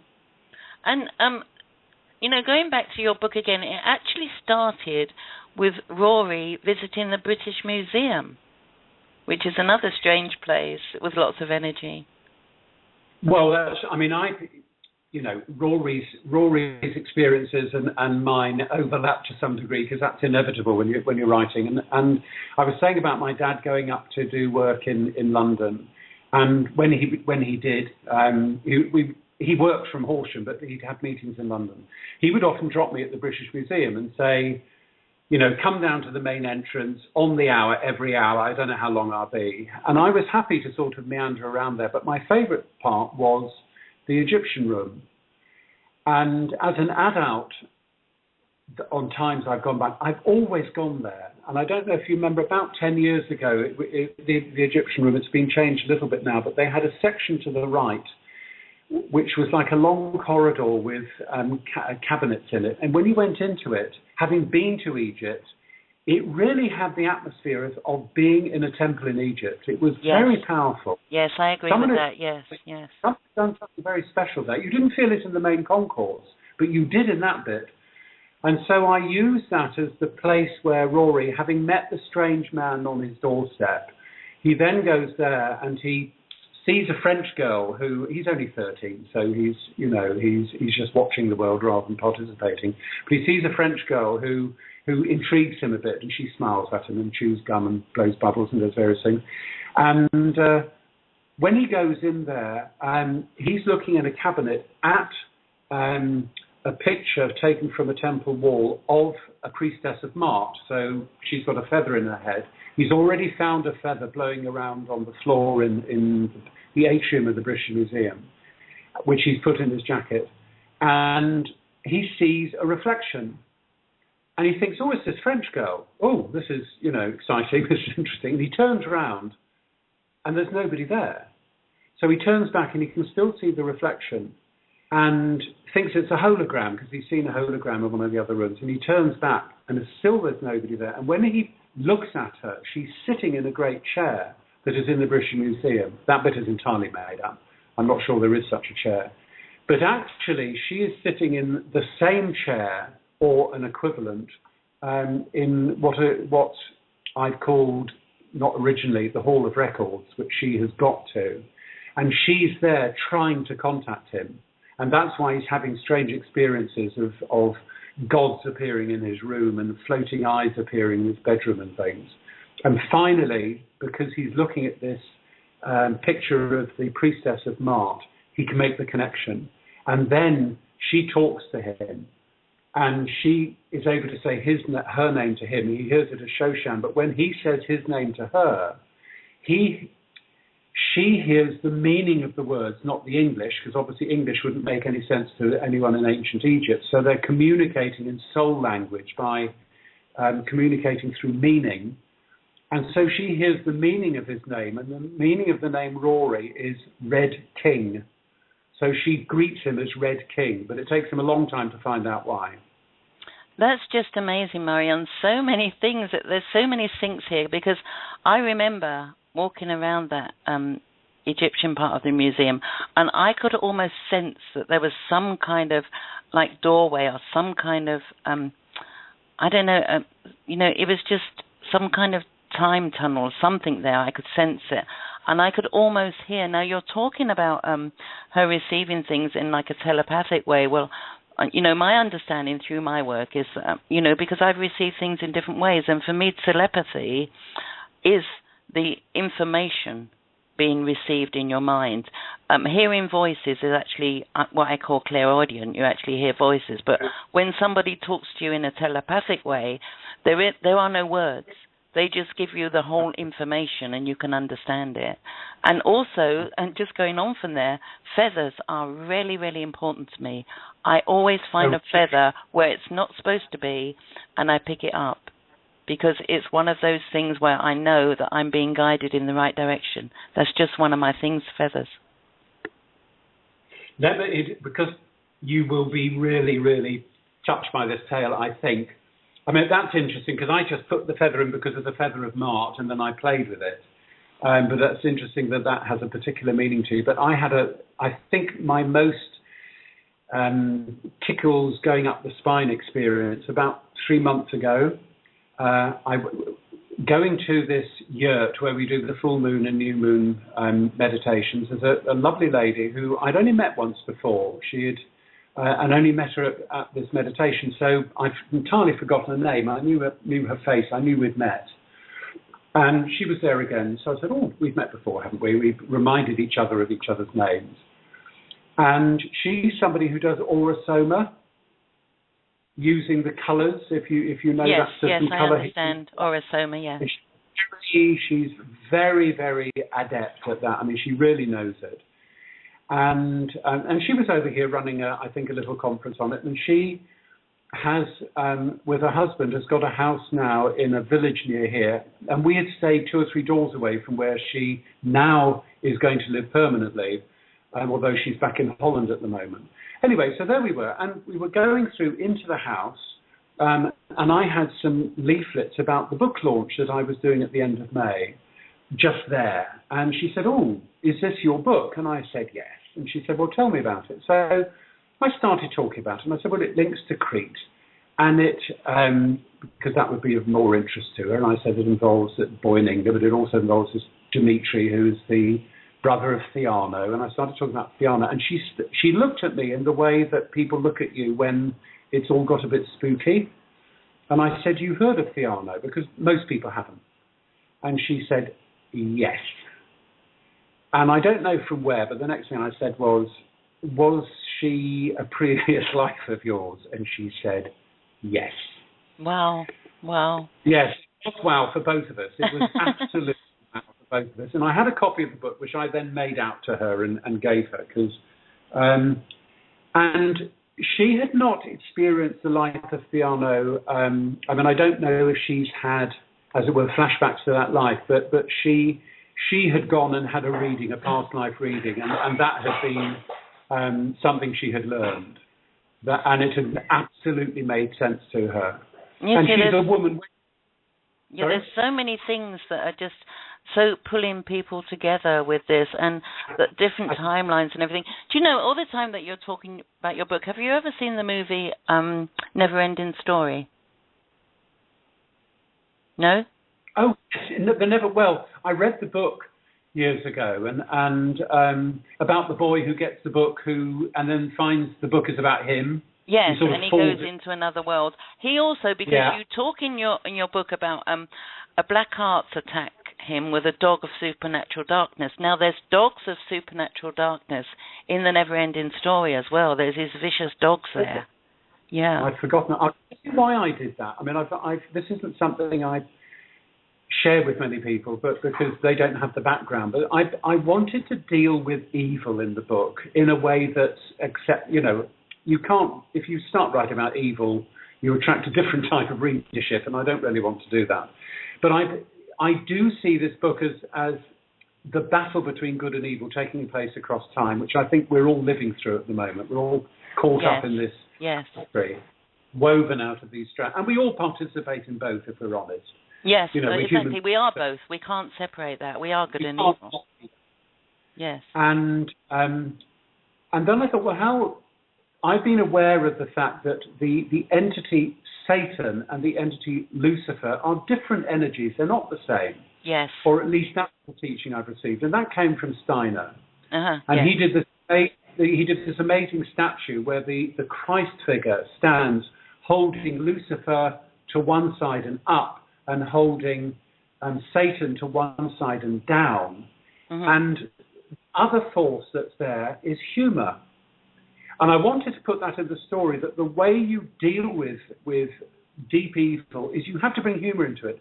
You have to laugh at it, because the one thing it takes itself terribly seriously. Yes. And when you see it as absurd and banal, it reduces its power. Exactly. So the black dog represented the Ahrimanic dark forces that emerged from the earth, and then Lucifer was represented by the silver cat as being the silver-voiced egoism that I see Lucifer as. That's the way Lucifer gets at you, is saying, you can be better than this, you can just follow me, I'll give you everything, you know. It's just amazing that we can get these things inspirationally. I mean, just off topic a little bit, but going back to dogs, when Jerry was saying earlier how I do this little movie theme at the beginning of our shows, and we were doing this thing with George Kavasilis, and I wanted to put in, I don't like to bring in the darkness, but we understand it, it's understanding, but I wanted to bring in a picture that would show the symbolic meaning of the cabal treating us like sheep, but I didn't want to bring in any nasty characters, and I didn't want to bring in sheep because I feel it's unfair to class people as sheep. So what I did is I just put a picture of a sheepdog in there, and that was just enough to symbolize the whole thing. So people can understand what I'm talking about. This sheepdog is actually in a position as if he's herding sheep, but without bringing that peace in and without bringing the nastiness into it. So, it's all good to be able to do that, to understand the darkness, but to bring it up more in a light way. Exactly right. And not pretend it's not there. Exactly, not pretend it's not there, but not to put too much energy into it, because otherwise it does draw you into that place. Another thing I'd like to go on to, because it reminds me very much of the Continuum TV series that I've just got into. I don't know if you're able to get Netflix over there, are you, Murray? We've got Netflix, yeah. Yeah. Well, I think I watched the first episode of it and I wasn't drawn to it, but I often make mistakes on things. So you would recommend watching that? Yes, and I'm now into the third series that's been going on, and I've just realised there is a third series, so I've got 12 episodes to catch up with, and I think I've got to the fourth one, but it's just amazing. And why I'm bringing it up is because of your word, the time sphere, because their time travel device is actually a time ball that breaks into different pieces, and they have to get all the pieces together to be able to travel in time. And what's so interesting about the Continuum, and what my friends find interesting as well when I recommended it, is because it's all about this time, I think it's in 2027, something like that, where people have come back in time, and this protector, they have protectors in that time, has been drawn back into this same timeline. But what's interesting is she's a protector. She actually protects the government and the politicians and the corporations, and she fights really quite violently, these protectors do, all the people that are called, what are they? I can't remember what they're called now. I lose a lot of words, but they're actually like us, although they're violent. Yeah. But they're actually against the corporations and trying to stop the things that the corporations are doing. And so what we would think of as us guys, in those TV series, we're actually the bad guys. But now I've got to the third series, she's actually coming to realise that we're not so bad after all, and the things that we're saying about the corporations are actually real. So that's why it's a very interesting series. So, I think it is interesting what's coming through the media, that there must be a battle going on in Hollywood and similar places of people who are trying to get out truths through the mass media, and then people who are trying to get out false stories through the mass media. Both are happening. There are some things I start watching and think, absolutely do not want to watch anymore. Yes, because it's just pushing, a viewpoint I don't want to watch. And then there are other things coming through, and you think they're weaving into this truths. Yes. You can see. Yes. And the other point is that a lot of people bring up is that for some reason, I don't know whether it's their contract, if you'd like to think about spiritual contracts, or whether there seems to be this feeling that they have to put it in plain sight. There's some reason that says, and so I feel a lot of them are put out there because it's right in your face in plain sight, and only certain people understand it. That's right. Yes. Yeah, I think that's what it's all part of this game. Is that you mentioned spiritual contract, and I think it's got a lot to do with that. Is that this whatever entity has created this matrix, it's a game, and it's all about us working out the puzzle. And like you've just said, it's come to light now. There's a lot of the movies are truth. We've all got this. Even me, who hasn't really encountered any other beings, I've got a picture in my mind of what a grey looks like, and that's because of movies. And all of this that is happening now, we're starting to put the pieces of the puzzle together, little by little by little. Each one of us are in each different little area. Like I'm in the area of freedom, and you guys are, looking at the supernatural and the spiritual and all the timelines and all of that. And it's everything that we contracted with these other, like George says, Sheila, he says, we wanted to be the best, so we contracted the best to test us. And they're testing us, and they're giving us all the clues in plain sight, but you have to have the eyes to see and the ears to hear. That's my take on it. What do you think, Mary? I think that's absolutely right, because I think if we go back to the level of the soul at its highest, then that is in direct contact with God. It may the soul, when it initially starts flowering, it knows everything and knows nothing, because it's all perfect potential. But if it really wants to, in a way, understand the full potential of creation, the creation that goes into darkness is a greater, fuller and deeper creation if that darkness can be redeemed. And I suspect that what has happened on Earth, maybe elsewhere, but I suspect that what has happened on Earth is some sort of choice that we all made to say, we're going to go and we're going to really understand matter and what can happen in matter. And we're going to plunge into this realm. And we now, I think, as Jerry's put it, it's very interesting. I think it is like a puzzle that we have to put together in the right way to get out again. And it is all there. I mean, it frustrates me hugely with things like 9/11 and so on. It's all there. You don't have to look terribly hard. But when you debate with people, you say, yes, but what about this? What about that? They go, well, it's just a coincidence. And you think, well, how many coincidences do you need to realise something really dark has taken place? Yes. What I've come to realise is that even with my own family here, a lot of us are in the position where we're only talking to people we resonate with on the internet, and the people around us, same as when I was growing up, in the beings that I contacted and my spiritual, astral travels, nobody understood. And everywhere I go, I seem to be the only person in amongst people that don't understand. But we just had a discussion the other day with, I think it was Nick Redfern on our show, and we were talking about how we have a need to stay rooted in this earth, even with our understanding and other things. And I think with me and with Jerry as well, the people around us are what we will be termed normal people. And I think that's the aspect of bringing us back to here rather than floating off in some strange world somewhere. So I think it's meant to be that contrast.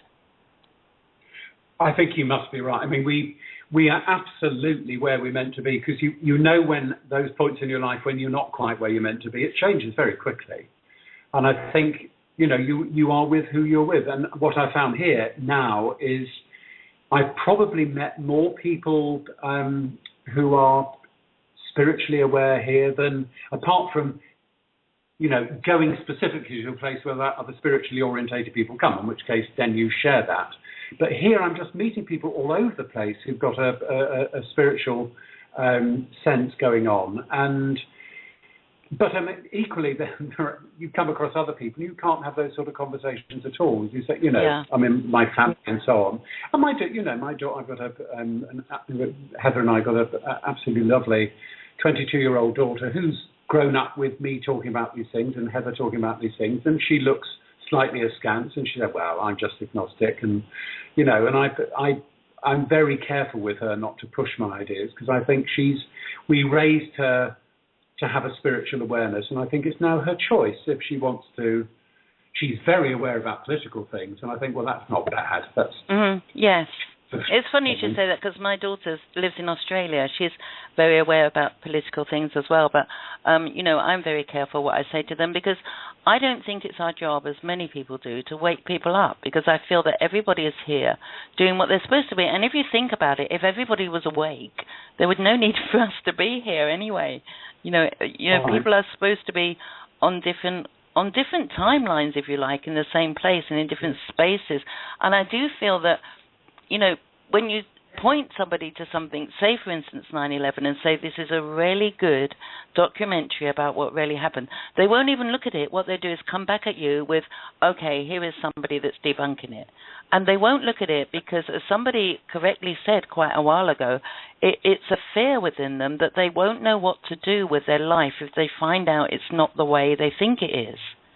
That's the thing. For people who are so used to living a certain way and to going out and buying everything they need and feeling that they need to get a degree because otherwise they won't have a good job, and companies, corporations won't employ you unless you have a degree, because it's all tying you into a kind of slavery system, and they don't see it, and they're afraid to see it. And then they don't want to. If they start to see little pieces of it that might make their life or their existence fall to pieces, they just don't want to go there, so then they close the door on it. But I feel that that's where they're meant to be, honestly. Absolutely. Yeah. And I'm never here to try and push somebody into something they're not interested in. I just put information out and then walk away and let them either choose to look further or dismiss it. And that's you said those two words, sorry Joe, you said those two words earlier, Murray, conspiracy theorists. Well, we had a discussion about that before as well, because whereas before people would have argued with me or brought up some other, conflict about what I was saying. Now if I ever say anything, they just say, oh, she's a conspiracy theorist, and it's done. There's no argument, nothing. I have that label now, but it's so much easier for me because people just label me that way, and I think it's an asset, really.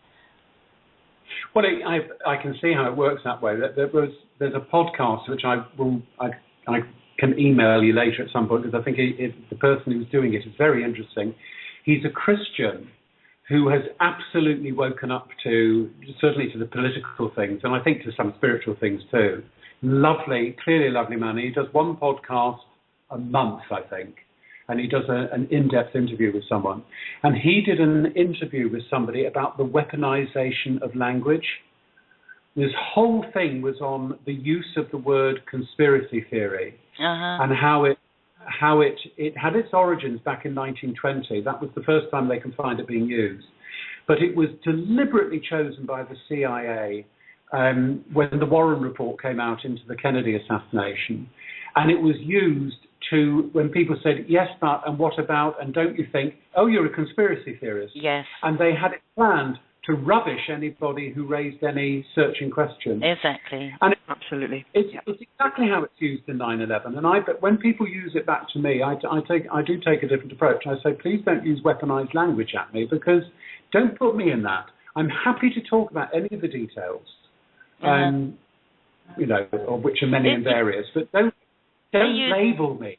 Yes, they use those words all the time. It's the same as anytime there's a conference on UFOs, like the Citizens Hearing on Disclosure, all in the papers were these congressmen and the little green men. It's always the little green men. It's always about that, just to make fun of it. But if people haven't got the intelligence to see what's behind it, then they're just not in the right. They're not in the.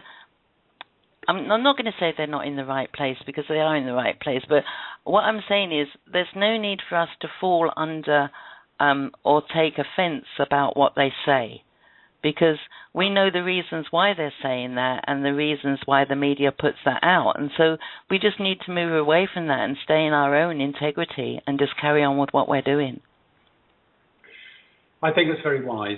I think that's very. It's not always easy to do that, but I think you're very wise. I think you come to that realization when you've got into a few sometimes heated discussions with people, when they just won't listen, and then, well, what I do now and then is I just plant a little seed and leave it. That's all I do. What? Yeah. Can we? Do you have anything else to say on that, Jerry? No, I think that's kind of covered that part, hasn't it? That was really brilliant. That was a really good interaction between the three of us over that. So okay. Yeah. So can I come back again? I nearly called you Rhory then, Murray.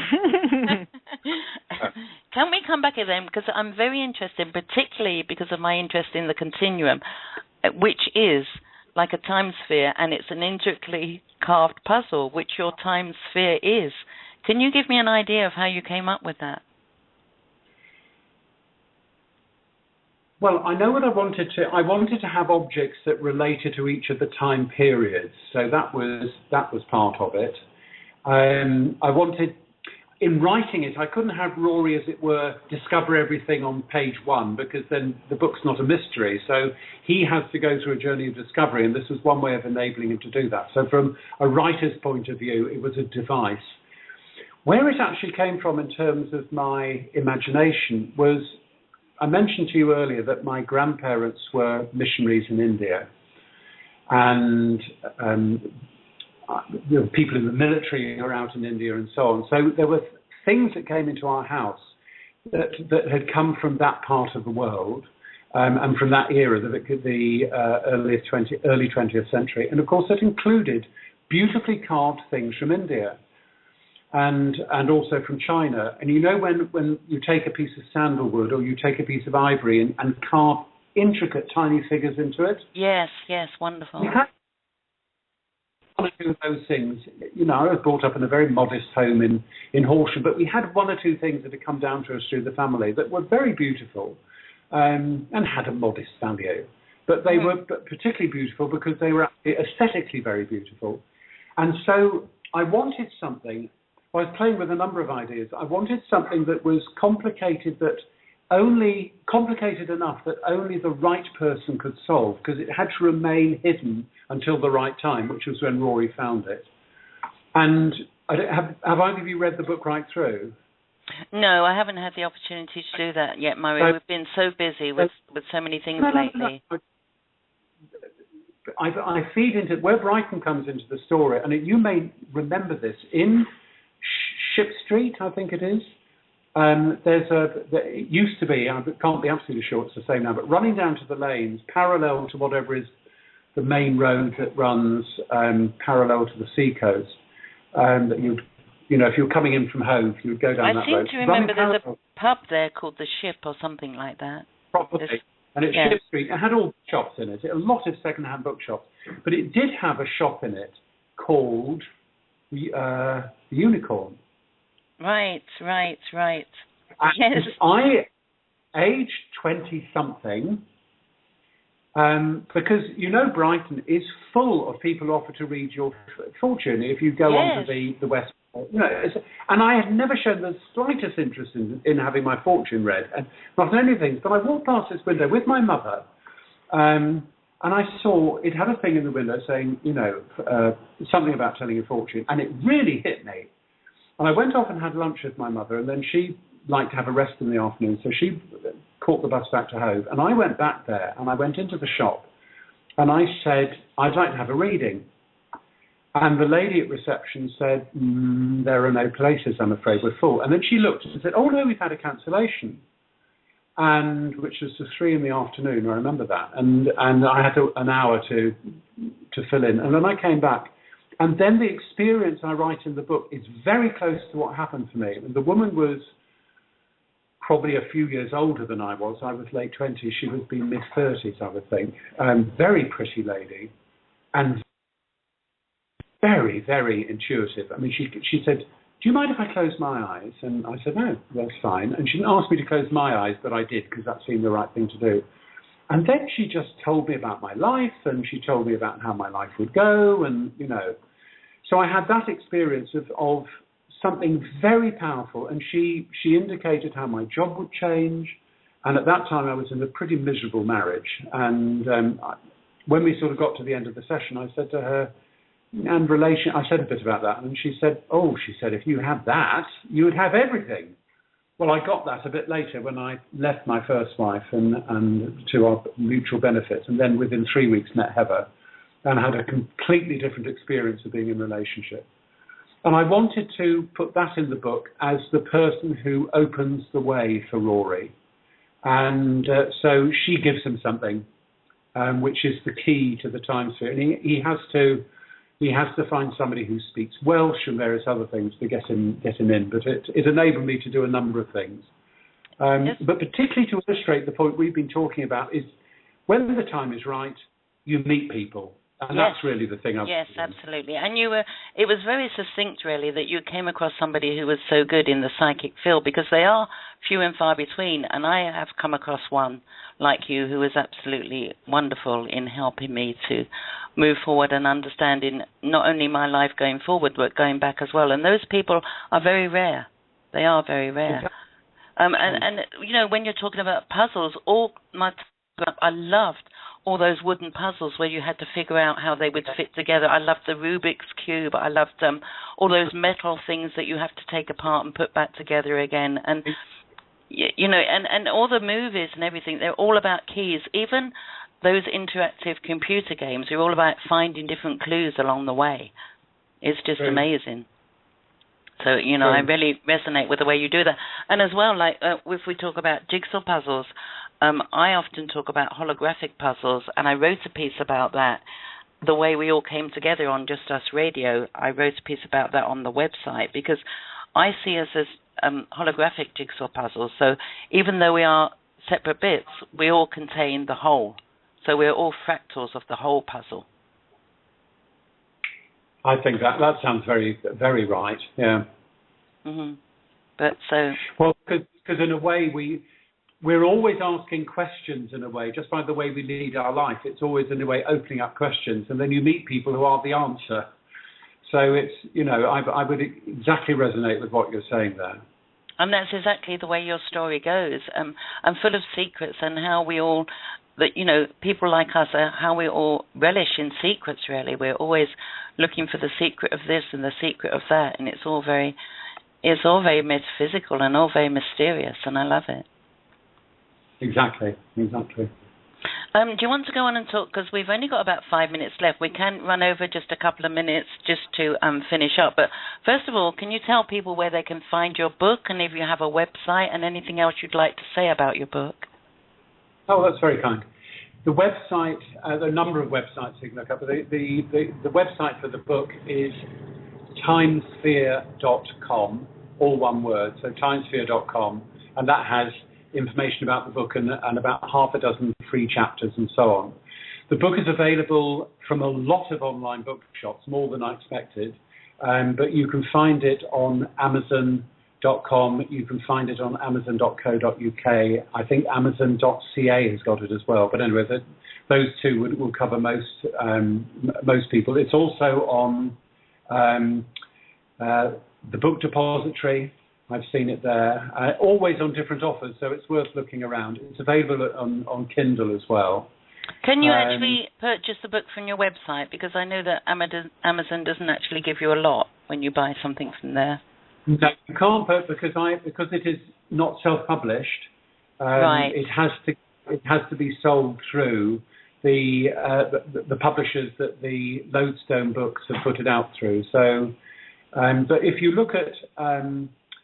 look on Amazon, you'll find that there are other people selling it through Amazon, new, much cheaper. So it's possible to get it at around about £6 or £7. Wonderful. Which is very reasonable. And the Kindle, I think, is about £5, £4.99.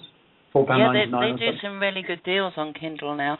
Do you want to just run through anything else in your book? And because I know that you've put it out so that very much teenagers would like to read it, but I think so many people would as well, because it's I find it so interesting. So if you'd like to put out, your thoughts and even run through what Graham Hancock said about your book. What I was aiming to do was to write a book that it had to be aimed at somebody. And if you're writing only for adults, then you write a different style of book, because it has to have a different sort of feel to it. And I wanted to write a book that would have been the sort of book I would like to have read when I was 13, 14, 15. But I also wanted to write a book that somebody in their adult years would enjoy reading, in the same way that I enjoyed reading The Hobbit when I was an adult. I enjoyed reading his Dark Materials and, a range of books like that. In fact, The Never-Ending Story, which we were talking about, I thought was a fantastic book, aimed at children, but very much appealing to adults. So I see it as appealing to anybody who, I don't know, is wanting to understand a bit more about time, or has a sense of wisdom as being something that has flown through time, or just wants to read a really good yarn that has something of a spiritual basis to it, that it's not it's not just silly and fantastical. It has something more to it. And I think you've definitely done that with this book, Murray, because it's the sort of thing that you can sit down, parents and children, and read it together, like you were saying, like The Never-Ending Story, like The Hobbit, and just like, what's the other one? The other one about the guy who went to that strange school and was... Harry Potter is the same sort of things along those lines, that any age, can watch it really and read it. It's just amazing that, and it brings adults' imaginations back. It should come, though, with a health warning, because a friend of mine, if you remember the British Empire? Yes. The guy who played the gay guy in a gay relationship there, I met him a few weeks ago here, lovely man, now teaching. He borrowed the book. He was staying with Ingrid across the water, the lady I've been telling you about. He borrowed the book, he read it, he collared me, and he said, "Your book," he said, "I'm halfway through reading it." He said, "I'm hearing people talk in my head, but they're talking in Greek and German." I said, "Oh, wow. Well, I won't charge you extra for that." Wow, that's amazing. It is a place had a big impact on it. Yes, because it's a place you can go into fantasy land and your imagination comes alive, but also with that, it brings in such a philosophical outlook and a wanting for people to look more into what's going on in Egypt and to really see where all these things come from and all these ideas come from. It's just amazing the way you've put it out, Murray, I think. Well, that's very kind of you to say, and it's, even if 10 people read it, it's satisfying to me. But if it gets to people for whom it fills a need, even if it just entertains them, that's really good. I mean, I like to think I come across as kind, but I'm also talking the truth, Murray. That's the way it is. What would you like to say, Jerry? Well, I'd just like to very much thank Murray for spending this much time with us and giving us such an interesting conversation, not only about the book, but about sort of the universe in general. And your book was very appropriate for these times. And, really thank you very much for sharing this with us.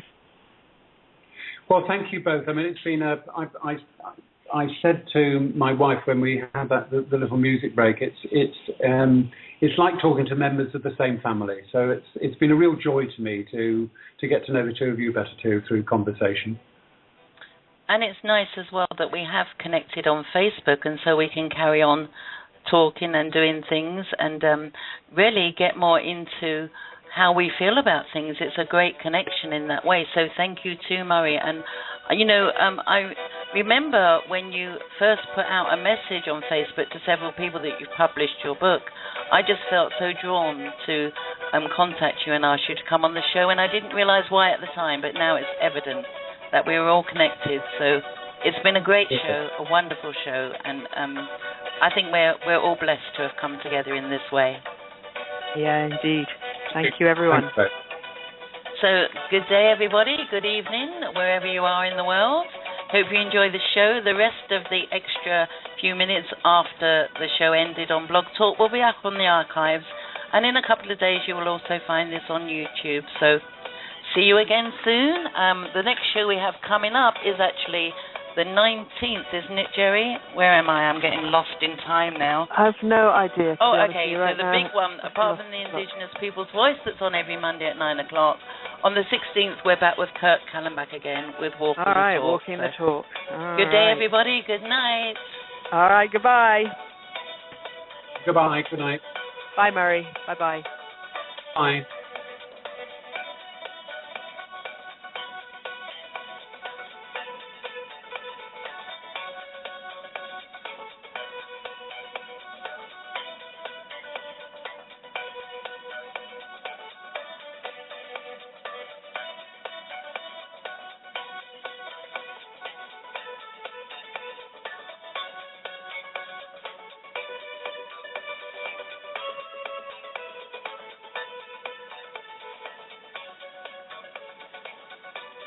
Join us on Just Us Radio Network for our shows Enflowment, Unity in Community, Numbers in Time, The Indigenous People's Voice, One Point of View, Walking the Talk with Kurt, and the People's Round Table. Check out our website for information about upcoming shows. Just ask Google to find Just Us Radio Network, and you will find links to our website and to our Blog Talk and Facebook pages, as well as to our podcast, where you can subscribe for automatic downloads.